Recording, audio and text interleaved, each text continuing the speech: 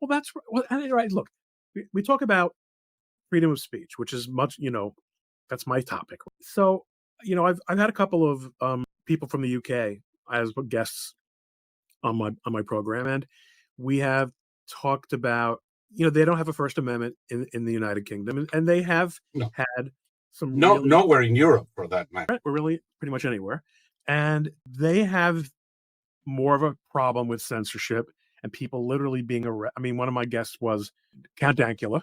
You can be jailed in most of Europe for the utterance of one word. We can see the problem with that.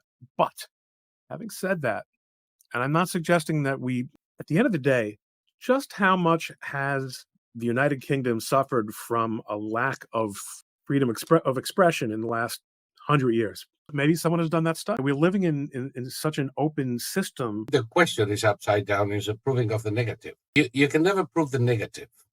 Yes, well, right, of course.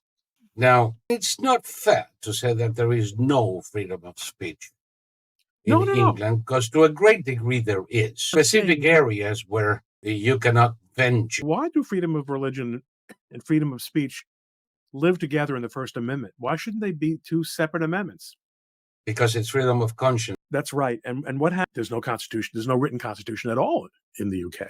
They will decide based on their internal feelings, like so many of our judges do now. Pure like. Jurisprudence. Traveling through jurisprudential space, they'll decide what is nice and what is inappropriate. And these are hard questions, but as long as we're struggling with them, there is some hope. And we are. And to go back to the beginning of our discussion, in Argentina, at least they're struggling with important questions also. I mean,